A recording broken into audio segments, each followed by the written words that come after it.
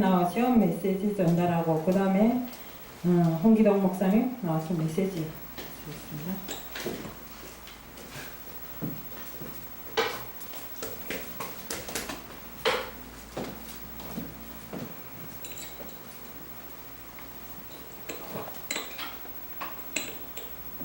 오늘 말씀은 요한계시록 21장 5절 말씀 되겠습니다. 요한계시록 21장 5절 말씀 제가 봉독해 드리겠습니다.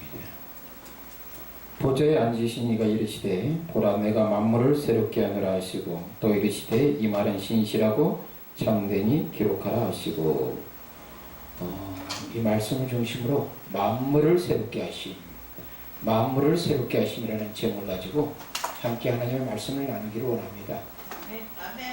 만물을 새롭게 한다는 것은 우주적 갱신, 우주적 갱신이라는 의미를 갖고 있죠. 우리가 구약성경 이사야 43장 19절 보면 보라 내가 새 일을 행하리니 이전 일은 기억하지도 말고 옛적 일은 생각하지도 말라고 그랬어요. 이 말의 의미는 뭐냐면 하나님께서 이스라엘 백성들을 위해서 새 일을 행하신다는 것이죠. 사실 이스라엘 백성들은 바벨론 포로 생활에 있었습니다. 이스라엘 백성들은 스스로의 능력으로는 그 포로에서 도저히 자유함을 얻을 수 없었어요. 그러나 하나님께서 행하시니까 그들이 어떻게 자유함을 경험하게 된 것이죠. 이것이 바로 하나님께서 이스라엘 백성을 위해서 행하시는 새 일이라는 것입니다. 마찬가지로 오늘 본 말씀 보니까 하나님께서 마지막 때 성도를 위해서 새로운 일을 하신다. 그게 뭐죠? 바로 만물을 새롭게 하신다는 것이죠. 하나님께서 우주적 갱신을 하신다는 것입니다. 그때는 뭐니까 이전 일은 기억할 필요도 없습니다. 옛적 일은 생각할 필요가 없는 것이죠. 오늘 1절 말씀에 그것이 21장 1절 말씀에 확연히 증가하고 있습니다. 또 내가 새 하늘과 새 땅을 보니 처음 하늘과 처음 땅은 없어졌고 바다도 다시 있지 않더라. 또 내가 보매 거룩한 성 새 예루살렘이 하나님께로부터 하늘에서 내려오니 그 예배한 것이 신부가 남편을 위해서 단장한 것 같더라. 바로 하나님께서 마지막 때 성도를 위해서 새 일을 행하신다는 것입니다. 만물을 새롭게 하신다는 것입니다. 이전 하늘, 이전 땅은 여러분이 찾고 싶어도 흔적도 찾을 수 없어요. 완전히 없어지는 것입니다. 바로 그때 거룩한 성 새 예루살렘이 바로 우리의 영원한 장막이 된다는 것입니다. 영원한 우리의 처소가 된다는 것입니다. 그것뿐만 아닙니다. 하나님께서 하시는 새 일을, 또 다른 새 일을 우리가 주목할 필요가 있습니다. 바로 21장 3절 말씀입니다. 하나님의 장막이 누가 있다? 사람들과 함께 있다. 하나님의 장막이 사람들과 함께 있다. 하나님이 바로 친히 저희와 함께 계신다는 것입니다. God be with you. 하나님께서 우리와 함께 하신다는 것입니다. 하나님께서 영원토록 우리와 함께 계신다는 것입니다. 성도 여러분, 우리가 예수님을 주님으로 그리스도 믿고 성령의 나타남과 능력을 통해서 확신 가지면 뭡니까? 성령 하나님께서 우리 안에 내주하시게 되신 것입니다. 에베소서 1장 13절 말씀 보니까 너희가 진리의 말씀 곧 구원의 복음을 듣고 그 안에서 또한 믿어 약속의 성령으로 인침받았다는 것이죠. 성령에 인침받았다. 성령께서 우리에게 영원토록 내주하신다는 것이죠. 너희가 하나님의 성령인 것과 하나님의 성령이 너희 안에 있는 것을 너희가 알지 못하느냐. 성령 하나님께서 영원토록 계시기 때문에 우리가 뭡니까? 하나님의 성령이 된다는 것이다. 우리는 이러한 축복을 지금 누리고 있어요. 그런데 말입니다. 마지막 때는 이거보다 더 큰 축복이 있는 거예요. 하나님의 장막이 우리와 함께 있고 하나님이 영원부터 영원까지 우리와 함께 계신다. 이런 축복을 우리가 누리는 겁니다. 우리는 그 영원한 축복에 대해서 성령 하나님의 내주하심을 통해서 이미 뭐합니까? 보증받은 거예요. 보증받은 겁니다. 보증받은 거예요. 미래에 나타날 그 어마어마한 그 영광, 우리의 구원자 되시며 생명 되신 예수님께 나타나실 때 우리는 예수를 통해서 그 어마어마한 영광을 덧입는 것입니다. 골로새서 3장 3절서부터 4절 말씀에서 이 말씀의 의미가 분명히 증거되고 있습니다. 이는 너희가 죽었고 그리스도와 함께 하나님 안에 감추었다. 그리고 우리의 생명 대신 예수님께서 장차 나타나실 때, 우리의 생명 대신 예수님께서 장차 나타나실 때 너희도 그와 함께 영광 중에 나타난다. 아멘. 놀라운 것입니다. 그것은 무슨 뜻입니까? 예수님께서 이 땅에서 다시 공중 재림하실 때 우리는 바로 들림받는다는 것입니다. 영광으로 바뀐다는 것입니다. 데살로니가전서 4장 16절 17절 말씀 보십시오. 주께서 호령과 천사장의 소리와 하나님의 나팔 소리로 친히 하늘로 쫓아 강림하실 때 그리스도 안에서 죽은 자들이 먼저 일어나고 살아남은 우리도 저희와 함께 구름 속으로 끌어올려서 영원토록 주님과 함께 거하리라. 이런 축복을 우리가 약속받는 거예요. 마지막 때 예수님께서 나타나실 때 우리도 그 약속의 의미에서 뭡니까? 썩을 것이 썩지 않을 것으로, 욕된 것이 영광스러운 것으로, 약한 것이 강한 것으로, 육의 몸이 신령한 몸으로 바뀐다는 얘기예요. 이런 축복이 우리에게 약속됐다는 겁니다. 이 약속된 축복이 마지막 때 우리가 누리게 된다. 그것이 뭐요? 하나님께서 우리를 행하신 새 일이라는 얘기입니다. 아멘. 하나님의 창막이 사람들과 함께 계시고 영원한 천국에서 우리가 영광과 존귀로서 영원토록 축복을 누리는 것, 그것이 하나님께서 우리에게 약속한 축복인 것입니다. 아멘. 이곳에 참석한 성도 여러분, 이러한 축복을 다 누리시기를 축복합니다. 아멘. 아멘. 자, 요한계시록 21장 4절 말씀 보니까 우리가 이 마지막 때 누릴 그 어마어마한 축복, 영광이 어떤 것인가를 분명히 이야기하고 있습니다. 21장 4절 말씀, 모든 눈물을 그 눈에서 씻기시고 다시 사망이 있다 없다? 없다. 애통하는 것이나 곡하는 것이나 아픈 것이 다 없는 것입니다. 처음 겉에 다 지나갔다는 것입니다. 여기서 주목할 것은 보니까 다시 사망이 있다 없다? 없다는 것입니다. 사망이 부활한 우리의 영광의 몸을 두 번 다시 주정할 수 있습니까? 없어요. 이런 축복이 있는 것입니다. 바로 하나님께서 부르시는 영광과 기쁨을 우리가 누리는 것입니다. 성도 여러분, 성령 하나님께서 지금 우리와 함께 계십니다. 자, 그것은 하나님께서 우리를 얼마나 사랑하셨는지, 너희가 이 땅에서 살아갈 때 너희 자체적인 능력으로 살아갈 수 없다. 바로 성령의 능력과 나타남을 통해서 예수님과 통행할 때 하나님 뜻대로 살아간다는 것입니다. 그것이 성령께서 우리에게 인쳐주시고 보증으로 약속해 주시는 것입니다. 자, 5절 말씀 특별히 주목하십시오. 보라, 내가 만물을 어떻게 한다? 새롭게 한다는 것입니다. 새롭게 한다는 것입니다. 자, 하나님께서는 죄인들을 심판하시고 성도님들을 구원하십니다. 그리고 성도님들 영광의 자리에 초청하십니다. 여기서 만물을 새롭게 하시는 것은 요한계시록 전체에 걸쳐서 가장 중요한 핵심 주제가 됩니다. 만물을 새롭게 한다는 것은 요한계시록 전체의 가장 중요한 핵심 주제가 되는 것입니다. 그러기에 이 요한계시록은 우리에게 두려움을 주는 책이 아니에요. 구원 얻을 우리 성도들에게 위로와 소망이 된다는 것입니다. 왜? 만물을 새롭게 하신 중에서 가장 중요한 것이 뭐죠? 성도들의 구원이에요. 성도들의 영원한 구원이에요. 구원의 자리에 우리를 초청하신다는 겁니다. 얼마나 위로와 소망이 되겠어요. 그런데 사실 요한계시록은 해석하기 어려운 책입니다. 요즘 나오는 책들 많은 것을 보니까 영예나 알레고리로 해석하고 있습니다. 참으로 안타까운 일이죠. 그런데 이단들도 이 계시록을 영예나 알레고리로 해석해서 바로 교인들을, 성도들을 미혹하고 있다는 것입니다. 수많은 교회가 계시록을 영예나 알레고리로서 해석하니까 이 이단들이 주장하는 거짓 사상에 제대로 반박하지 못하고 미혹되고 있다는 것이죠. 기껏 교회가 하는 행동이 뭡니까? 킵아웃! 떠나라는 얘기예요. 무서워서 피하는 거예요. 얼마나 창피한 일입니까? 왜 그렇습니까? 혹시나 이단들이 교인들을 뺏어갈까봐 그 두려워서 하는 거 아니겠어요? 염려하는 것 아니겠어요? 그러므로 요한계시록을 바로 해석한다는 것은 매우 중요한 것입니다. 왜 그렇습니까? 예수님께서 오실 때가 너무 임박하기 때문 것입니다.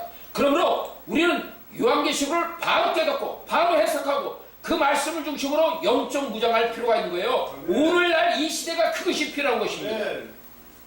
그래야만이 이단들에게 있어서 더 이상 미혹받지 않고 건강한 신앙을 회복할 수가 있습니다. 저는 30년간 성경을 연구했습니다. 17년간 신학을 공부했습니다. 2년 전 우리 교회에서 새벽 예배 시간에 여러 달 동안 요한계시록 말씀을 강론하는 가운데서 하나님께서 저에게 깊은 계시의 말씀을 깨닫게 해주셨습니다. 분명히 말씀드립니다. 저는 요한계시록을 깨닫는 것 어느 어떤 부흥회나 어떤 상기도에 가서 깨닫는 것이 아니에요. 바로 교회에서 하나님의 말씀을 강론할 때 분명한 깨달음을 하나님께서 주셨다는 것입니다. 그리고 제가 이 요한계시록을 쓰면서 세계적인 신학적인 책을 참고하면서 하루에 10시간씩 쓴 겁니다. 그리고 제가 깨달은 요한계시록 말씀이 행여나 어떤 신학적으로 우리가 없는가 철저하게 검증해가지고 바로 요한계시록을 썼다는 것입니다. 바로 1년 전에 이 계시록 여는 황금 열쇠 책이 바로 이 책인 것입니다. 이 책은 바로 요한계시록을 올바르게 해석한 책인 것입니다. 이단들의 거짓 사상 주장을 괴멸시키는 핵폭탄 같은 강력한 말씀인 것입니다. 조영기 목사님의 요한계시록의 영성을 새롭게 업그레이드한 책이라는 것입니다.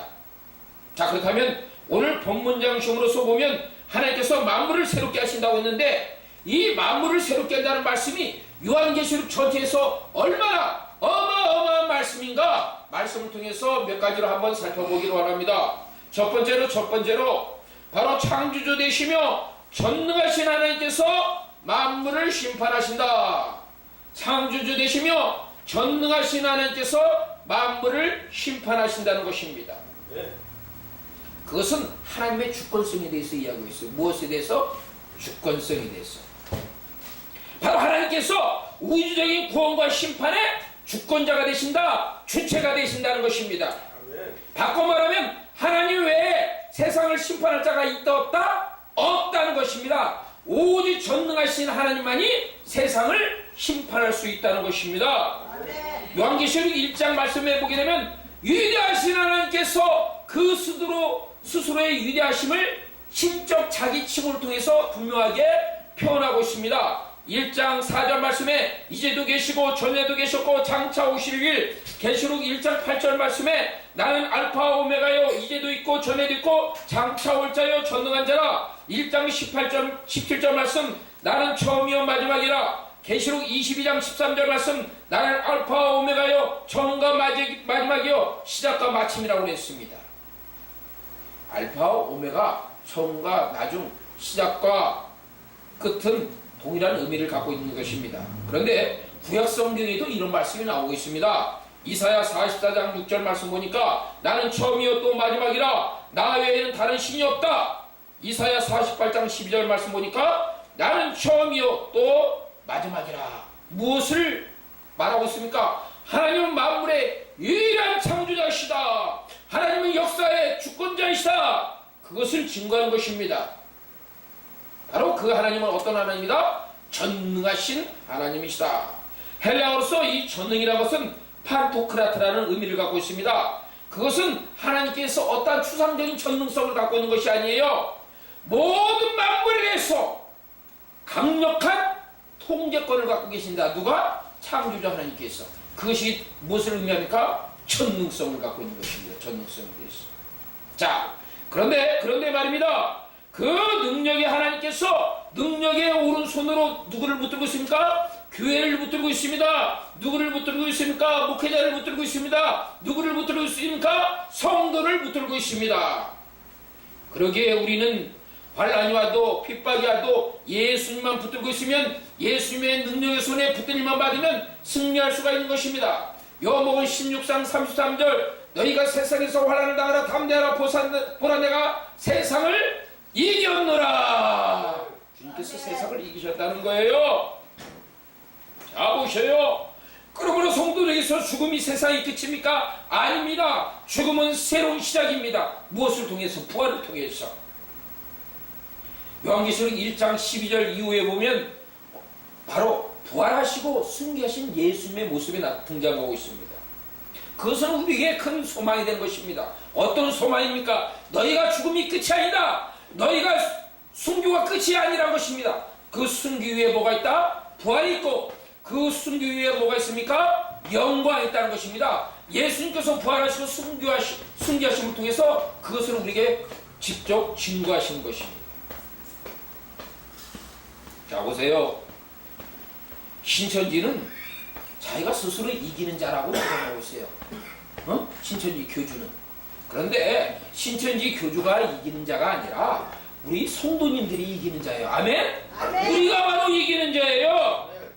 우리가 이기는 자가 돼서 부활의 영광에 참여하는 것입니다. 이기는 자가 돼서 영광과 존귀로서 충만해지는 것입니다. 아멘? 아멘. 다음으로 1장에서 나오는 증인 사상에 대해서 나오고 있습니다.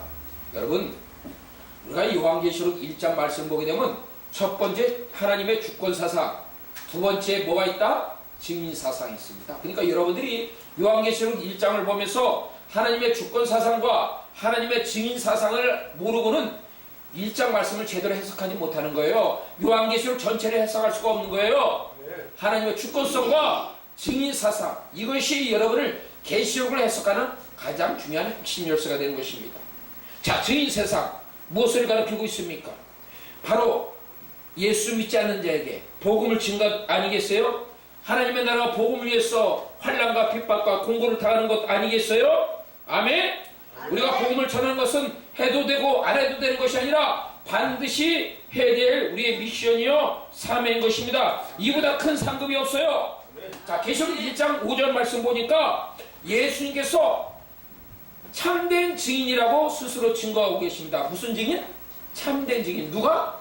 예수님이 충성된 증인이라는 것입니다. 1장 5절 말씀 읽어드리겠습니다. 또 충성된 증인으로 죽은 자들 가운데서 먼저 나시고 땅의 임금들의 머리가 되신 예수 그리스도, 우리를 사랑하사 그의 피로 우리 죄에서 우리를 해방하십니다. 그렇습니다.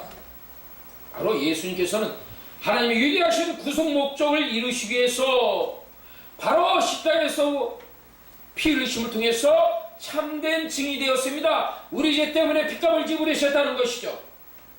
그리고 그 증인된 자리에 바로 예수님께서 지금 우리를 초청하고 계십니다. 너희도 하나님의 위대한 목적을 위해서 충성된 증인이 되라, 참된 증인이 되라는 것입니다. 계시록 1장 9절 말씀 보니까 사도 요한이 그 예수님의 초청에 이렇게 응답하고 있습니다. 어떻게 응답하고 있을까요? 계시록 1장 9절 말씀 보니까 나 요한은 너희의 형제다. 그리고 예수의 환난과 나라와 참음에 동참한 자다.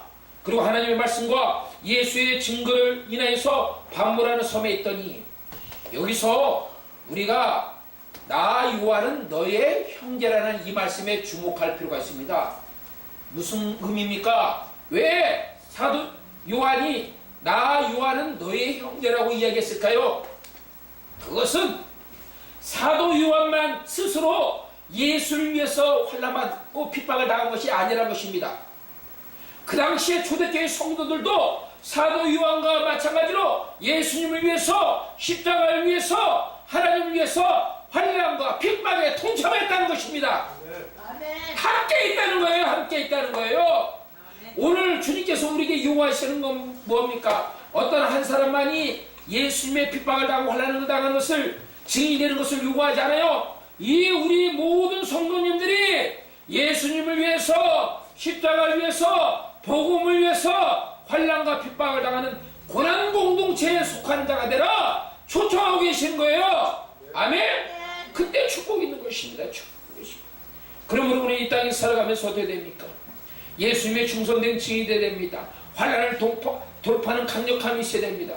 오직 성령 충만으로, 오직 말씀 충만으로, 오직 믿음 충만으로 예수님이 증인이 되어야 될 것입니다. 우적 심판과 구원은 오직 하나님께서 하시는 것입니다. 그럼 우리는 그 뜻을 받들어서 됩니까? 증인의 삶을 살아야 된다. 아멘? 아멘. 두 번째로 하나님의 관심은 세상에 대한 심판보다 성도들을 구원함에 우선하고 있다는 것입니다. 이것이 상당히 중요한 의미가 있어요. 여러분들이 계시록을 해석할 때 마치 하나님의 심판이 모든 것이 다 우선이라고 생각하는데 아니에요. 계시록에 나타나는 분명한 것은 무엇입니까? 심판받아도 하나님의 관심은 무엇에 있다? 성도들의 구원에 있다는 것이에요. 성도들의 뭐에 있다? 구원에 있는 거예요. 구원에 있는 거예요. 바꿔 표현하면 하나님께서 성도들을 구원하시기 전에 세상을 맹렬한 심판으로 하신다 안 하신다? 안 하신다는 거예요. 성도들을 먼저 구원하시고 나서 그 위에 하나님의 무슨 심판이 있다? 맹렬한 심판, 7년 대화가 있다는 거예요. 이것이 계시록 행사하는데 어마어마한 중요한 거예요. 사람들이 이것을 제대로 깨닫지 못해가지고 그냥 어마어마한 심판만 가지고 무섭다 두렵다 하는데 왜 두렵습니까? 우리는 이미 그 7년 대화는 전에 추가돼서 천국에 올라가는데 하나님의 관심은 심판보다도 성도들의 뭐에 있다? 구원에 있다. 구원이 우선한다. 아멘. 이걸 깨닫지 못하니까 이단들이 막 미혹할 때 거기에 끌려가는 거예요. 얼마나 바보 같은 짓이에요. 바로 알고 바로 깨닫으면 이단들이 이해하는 것은 걔네들은 초등학교 수준도예요. 초등학교 수준. 그 초등학교 수준에 왜 끌려갑니까? 답답할 노릇이죠. 답답할 노릇이죠. 자, 하나님께서는 죄에 대해서 분명히 공의한 심판하십니다. 근데 심판하시기 전에 성도에 뭐가 있다? 구원이 있다는 것이죠. 구원이 있다는 것이죠. 그렇기 때문에 성도는 하나님께서 직접 심판하시는 7년 대환란 전에 공중들림 받는다. 휴거된다는 것입니다. 여러분 분명히 기억하십시오. 어떤 사람들은 야 우리 성도들이 7년 대환을 돌파한다고 그렇게 이야기합니다. 그거 잘못된 거예요. 7년 대환란은 이 땅에서 지옥 같은 고통을 당하는 거예요. 왜 우리가 돌파합니까? 그 전에 휴거돼서 올라가는데. 그런데 말입니다. 성경은 우리에게 분명히 이렇게 증거하고 있습니다. 주목하십시오. 너희가 7년 대환란은 당하지 않으나 너희가 7년 대환란은 당하지 않으나 7년 대환란 바로 직전에 7년 대환란 바로 직전에 큰 환란을 당할 것이다. 이렇게 이야기하고 있어요. 다시 말합니다. 이거 상당히 중요한 것입니다. 너희는 7년 대환란을 당하지 않으나 7년 대환란 직전에 나타날 큰 환란은 당하게 될 것이다.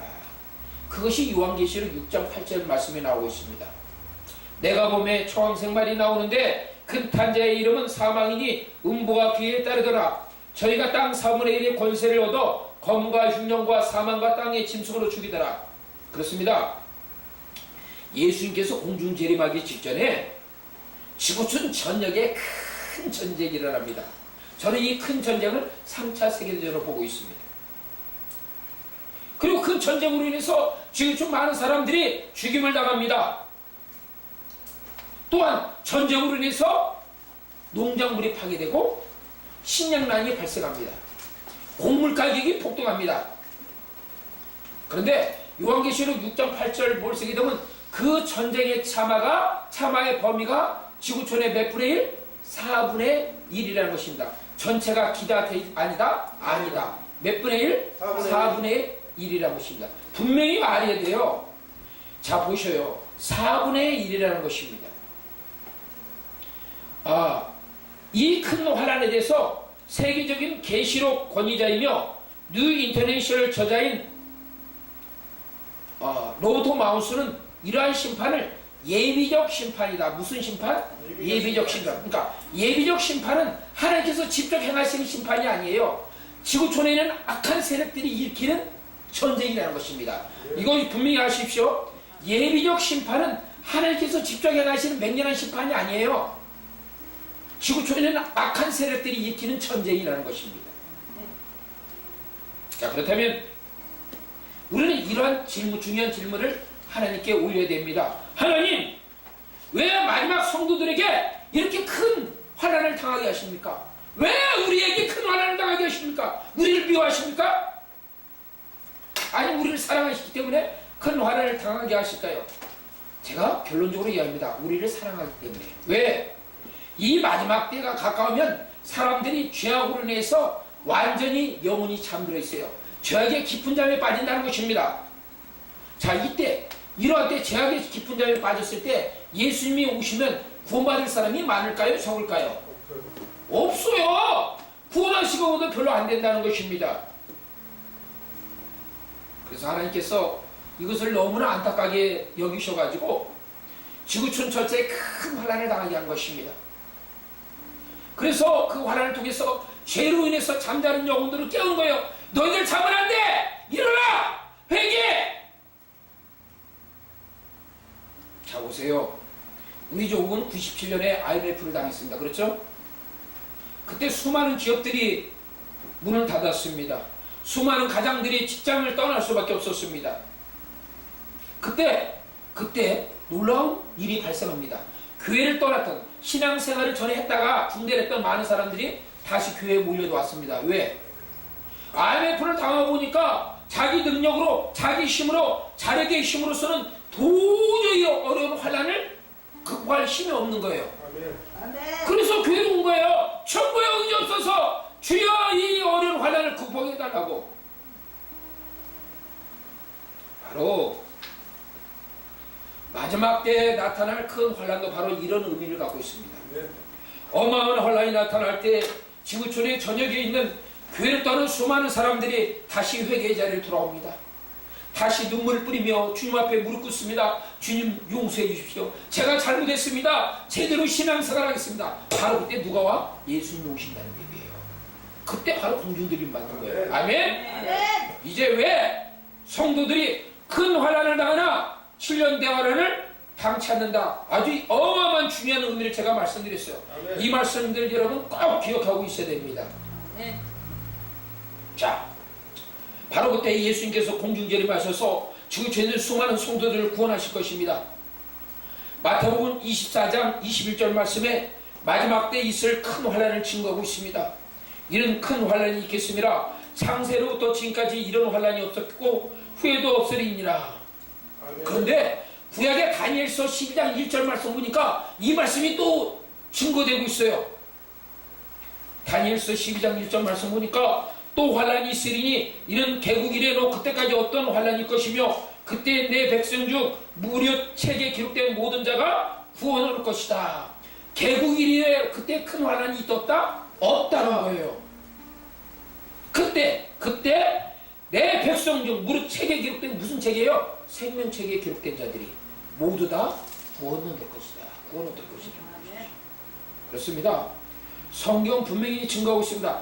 마지막 때 큰 환난 이후에, 마지막 때 무슨 환난 때? 큰 환난 이후에, 큰 환난 이후에 구원이 있을 것을 저기 분명히 증거하고 있습니다. 마지막 때 큰 환난 이후에 구원이 있을 것을 증거하고 있다는 것입니다. 자, 마태복음 24장 29절에서 31절 말씀 보십시오. 그날 환난 이후 인자가 구름을 타고 능력과 큰 영광으로 오는 것을 보리라. 저가 큰 나팔 소리와 함께 천사들을 보내리니 저희가 그 택하신 자들을 하늘 이 끝에서 저 끝까지 사방에서 오는 것을 보리라. 아멘. 이 말씀 무엇입니까? 하나님께서 마지막 때 우리 영적 각성을 위해서 큰 환난을 통해서 바로 구원을 허락하신 것입니다. 바로 그때 예수님께서 공중재림하셔서 땅 이 끝부터 땅 저 끝까지 구원받는 자들을 다 모으신다는 것입니다. 아멘. 마지막 때 하나님께서 여러분은 이 구원의 초청을 하실 때 모두 다 틀림받고 휴고되는 복된 인생 되기를 축원합니다. 아멘. 자, 기억하십시오. 하나님께서 우리 역종 각성을 위해서 큰 환난을 허락하시지만 7년 대환란은 허락하지 않으신다. 왜? 7년 대환란은 이 땅에서 무슨 고통? 지옥 같은 고통이다. 성도들이 당한다, 안 당한다? 안 당한다, 안 당한다는 거예요. 중요한 말씀인 것입니다. 계시록 2장 10절 말씀에서도 그것을 분명히 증거하고 있습니다. 너희가 10일 동안 환난을 받으리라. 무슨 얘기예요? 큰 환난을 당한다는 얘기예요. 하지만 7년 대환란을 당하지 않는다. 계시록 3장 10절 말씀에 나오고 있죠. 내가 나의 인내의 말씀을 지켰은즉 내가 또한 너희를 지켜 시험의 때를 면하게 한다. 이는 장차 온 세상에 임하여 땅에 거하는 자들을 시험할 때라. 온 세상을 시험할 때 하나님의 맹렬한 진노가 나타나는 그 7년 대환란을 하나님께서 성도를 위해서 뭐하게 하신다? 면하게 하신다는 거예요. 10일 동안 환란을 당한다. 큰 환란을 당하지만은 온 세상에 임할 시험의 때 7년 대환란은 명쾌 하신다는 것이 성경에 분명히 기록되고 있습니다. 아멘. 아멘. 다음으로 우리가 14만 4천에 대해서 중요한 해석을 할 필요가 있습니다. 왜냐하면 이단들이 이 14만 4천 가지고 잘못 해석해서 성도들을 미혹하고 있기 때문인 것입니다. 신천지가 주장하는 것이 무엇입니까? 신천지 14만 4천이 마치 자기들의 특별한 그룹이라고 해석하는 거예요. 잘못된 해석이고 거짓된 해석인 겁니다. 성도 여러분, 14만 4천은 100% 이스라엘 백성들이고 유대인이다. 아멘? 14만 4천은 100% 유대인이고 이스라엘 백성인 겁니다. 그렇기 때문에 신천지 주장은 거짓인 것입니다. 자, 보세요. 성도들이 14만 4천에 포함됩니까? 안 됩니까? 안 된다는 거예요. 왜? 성도들은 이미 휴거돼서 올라왔기 때문에 14만 4천하고는 아무 포함이 안 되는 거예요. 자, 요한계시록 7장 9절 말씀 보게 되면 성도들이 휴거돼서 어디가 있는가 분명히 증거하고 있어요. 요한계시록 7장 9절 말씀을 읽어드리겠습니다. 일 후에 내가 보니 각 나라와 족속과 백성과 방언에서 아무래도 능히 셀 수 없는 큰 무리가 흰옷을 입고 송의 종려가지를 들고 보좌과 어린양 앞에 서서, 자, 여기서 특별히 아무라도 능히 셀 수 없는 큰 무리들을 우리가 주목할 필요가 있습니다. 아무라도 능히 셀 수 없는 큰 무리들. 이들은 누구예요? 창세 이후에 생명책에 기록된 자들, 창세 이후에 생명책에 기록된 자들, 구원받은 모든 성도들을 가리키고 있습니다. 바로 여러분들을 가리키고 있어요. 여러분들이 바로 그 자리에 있는 거예요. 천국에 올라가서 흰옷 입고 종려가지를 손에 들고 구원하심이 보호자 앞에 계신 하나님과 어린 양께 이르다 찬양하는 자리에 여러분이 있을 것입니다. 아멘. 여러분들이 그러면 14만 4천에 포함이 돼요? 안 돼요? 안 된다는 것이죠. 상관이 없다는 것입니다. 아무래도 능히 셀 수 없는 것은 한정수가 아니라 무한정수 숫자가죠. 셀 수가 없기 때문에.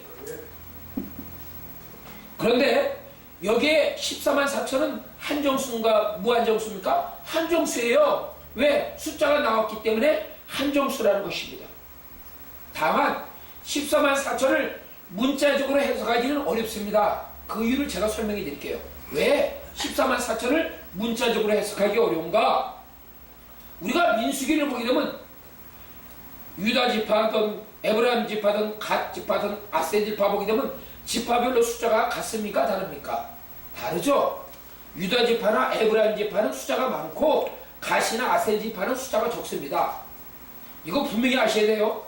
민수기 1장 보게 되면 유다 지파와 에브라임 지파는 숫자가 많지만은 갓 지파와 아셀 지파는 숫자가 적습니다. 그런데 요한계시록 10장 보게 되면 각 지파별로 숫자가 달라요, 같아요? 다 똑같습니다. 12,000. 무엇을 의미합니까? 우리나라를 보면 비교해 보면 잘 알 수가 있어요. 자, 서울 인구 몇만? 1,000만. 인천 인구는 그보다 훨씬 적습니다. 300만. 예? 300만. 300만. 자, 서울 인구 1,000만이고 인천 인구 300만입니다. 자, 그런데 하나님께서 1,000만 인구에 12,000명 구하고 인천 인구 300만인데 12,000명 구원을 시킨다면 하나님께서 차별하시는 거예요? 안 하시는 거예요? 차별하시는 거죠. 바로 이런 의미를 갖고 있어요. 이스라엘 백성들이 지파별로 숫자가 다른데 12,000씩 똑같이 구원한다면 하나님께서 차별하시는 거예요. 그렇기 때문에 이것은 숫자적으로 보면 된다 안 된다? 안 된다. 어떻게 보야 된다? 상징적으로 봐야 된다는 것이죠. 그렇기 때문에 이것은 한정수며 또한 동시에 하나님 모시기에 무슨 수다? 충만한 수다. 무슨 수? 충만한 수다. 한정수면서 동시에 하나님 모시기에 충만한 숫자는 것이죠. 그 이상의 숫자를 갖고 있어요. 근데 그 이상의 숫자가 얼마인 숫자는 몰라. 하나님만 아셔. 하지만 충만한 수다. 그 다음에 숫자가 나왔기 때문에 무한정이 아니라 한정수다. 그렇기 때문에 어떤 신학자들이나 목회자들은 14만 4천하고 해할 수 없는 큰 무리들을 같은 동일 그룹으로 해석해요. 이건 잘못된 해석이에요. 왜 한정수하고 무한정수를 똑같이 봅니까? 이렇게 잘못 해석하니까 이단들이 거짓 해석을 가지고 공격하는 거죠. 그러니까 우리가 그런 부분에 대해서 분명한 바른 해석을 할 필요가 있습니다. 자, 또 하나 우리가 중요한 거 13장에 나오는 짐승의 표 666에 대해서 제가 한번 말씀드리고자 합니다. 이것도 중요하기 때문에 요즘 이단들이 66 가지고 얼마나 비욕하고 있습니까? 먼저 여러분들이 짐승의 표 666을 알기 위해서는 짐승의 표 받는 것이 어떤 의미를 갖고 있는가, 그것을 먼저 깨달아야 돼요. 짐승의 표를 받는 것이 어떤 의미를 갖고 있는가. 분명히 요한계시록 13장 17절 말씀 보게 되면 이 짐승의 표를 받지 않으면 매매를 할 수 없다 이렇게 나오고 있어요. 그런데 이것보다도 더 중요한 의미가 있어요. 그것은 짐승의 표를 받는다는 것은 바로 사단에게 속한 의미를 갖고 있어. 누구에게 속한 의미를 갖고 있어? 사단에게 속한다는 거예요. 짐승의 표를 받으면.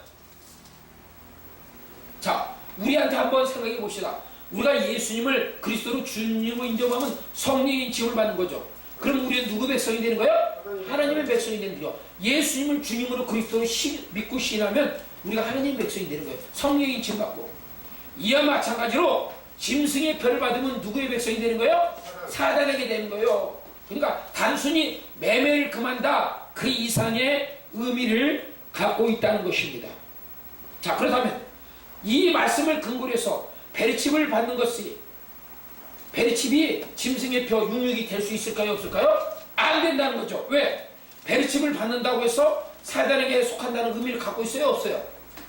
없어요. 그렇기 때문에 베리칩은 66이 될 수 있다 없다? 없다. 그러니까 이거 보셔요. 자, 그러면 또 하나. 짐승의 표 66이 언제 본격 시행될까? 이것도 중요합니다. 그것은 지금 시행된 것이 아니라 7년 대하는 후반기부터 시작된다. 언제부터? 7년 대하는 후반기부터 본격 시행되었습니다. 그러면 성도들이 짐승의 표하고 관련이 있습니까? 없습니까? 없다. 왜? 우리는 휴거돼서 올라가기 때문에 이걸 본격 시행되기 전에 우리하고 아무 상관이 없다는 얘기죠. 자, 여기서 중요한 것이 있습니다. 우리가 요한계시록을 이렇게 바르게 해석하면 이단들에게 미혹될 필요가 있습니까? 없습니까? 없어요. 미혹될 필요가 없는 거예요. 확실하게 해석하니까. 오히려 그들의 거짓 주장할 때 야야 이리 와라 이리 와라. 그게 그 뜻이 아니라 바로 이런 뜻이야. 깨우쳐가지고 바른 길로 선도할 수가 있는 거예요. 근데 그냥 한국교회가 킴아웃! 무서워가지고 벌벌 떨고 있어요. 신천지 이단들한테. 얼마나 창피한 노릇이에요. 셋째로 제약된 세상을 하나님께서는 거룩함과 공의로 심판하신다. 무엇으로? 거룩함과 공의로 심판하신다는 것입니다. 요한계시록 4장 말씀 보게 되면 우주적 심판을 행하시는 하나님께서 얼마나 거룩하시며 얼마나 신실하신가를 분명히 증거하고 있어요. 계시록 4장 4절 말씀 보니까 보좌에 앉으신 이의 모양이 벽옥과 홍보석 같고 또 무지개가 들려있어 보좌에 들렸는데 그 모양이 녹보석 같더라 라고 있어요. 근데 보좌에 나타난 하나님의 형상은 마지막 때 하나님께서 어떤 심판을 행하실 건가, 심판의 성격을 나타내고 있어요. 하나님의 형상이 무엇을 나타내고 있어요? 심판의 성격. 이것이 해석하는데 어마어마하게 중요한 것입니다. 보좌에 나타난 하나님의 형상은 마지막 때 하나님께서 심판하실 때 어떻게 심판하실 것인가, 그 심판의 성격을 나타내고 있어요. 자, 하나님의 형상이 뭡니까? 벽옥 같다고 했어요. 그것은 하나님의 심판하실 때 거룩함과 공의로서 심판하신다는 거예요. 홍보석 같다고 했어요. 그것은 뭡니까? 하나님의 심판이 맹렬한 심판이 돼서 온 세상이 피로 물들 것이다.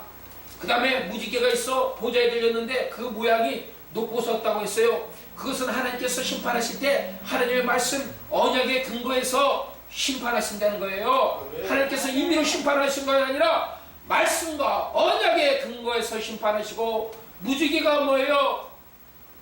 노아 홍수 때 심판 가운데 나타난 하나님의 뭘 의미하고 있죠? 은혜라. 은혜로다. 심판 가운데 하나님께서 은혜를 베풀어 주시는 거예요. 그것이 바로 무지개가 갖고 있는 상징적인 의미인 것입니다. 그 심판을 행하시는 하나님이 얼마나 신실하신지, 그 심판하시는 하나님이 얼마나 거룩하신지, 요한계시록 15장 3절 4절 말씀에 분명히 증거하고 있습니다. 요한계시록 15장 3절 4절 말씀 보니까 주 하나님은 전능하신 하나님입니다. 하나님이 전능하시다. 하나님의 일이 놀라우시다. 하나님의 위대하심을 찬양하는 것이죠. 주의 길이 의롭고 참되시다. 하나님의 심판의 정당성을 지정하는 것입니다. 누가 주의 이름을 두려워하지 않으며 영화롭게 하지 않으랴. 피조물들은 오직 하나님을 경외하며 하나님을 찬양하라는 것입니다. 오직 주만 거룩하시다는 것입니다.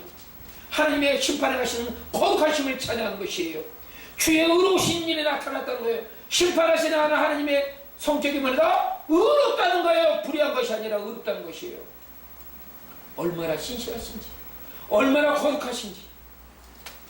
그러므로 우리는 죄악된 세상을 심판하시는 하나님을 두려워하는 것이 아니라 오 신실하신 하나님, 오 거룩하신 하나님, 오 공의로우신 하나님을 우리는 찬양해야 될 줄 믿습니다. 아멘. 마지막 넷째로 거룩한 성 새 예루살렘에 영원히 사는 축복을 여러분들은 보장받았습니다. 아멘.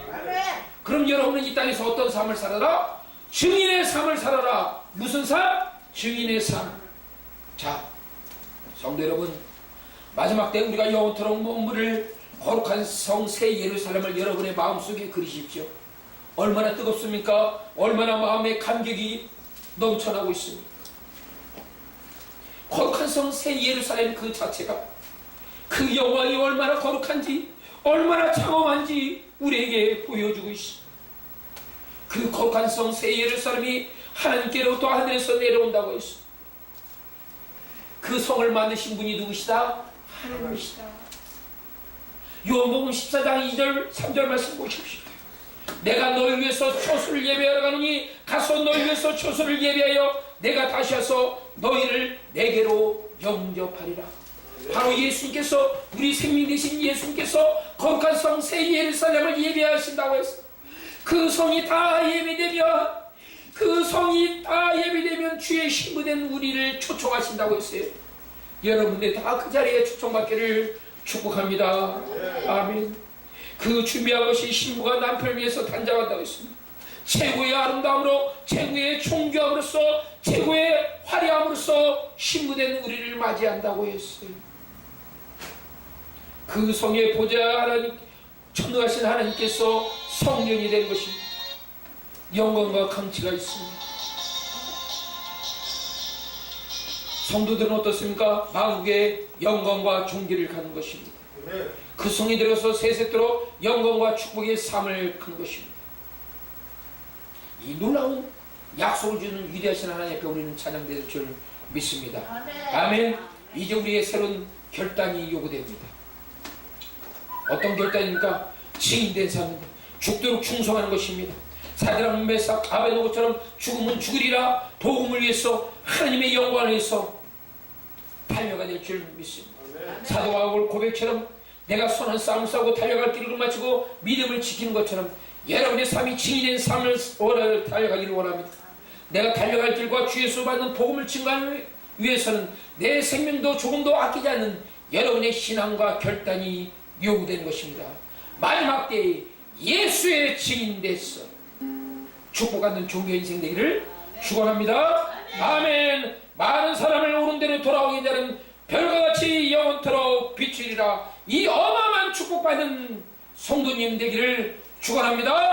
아멘.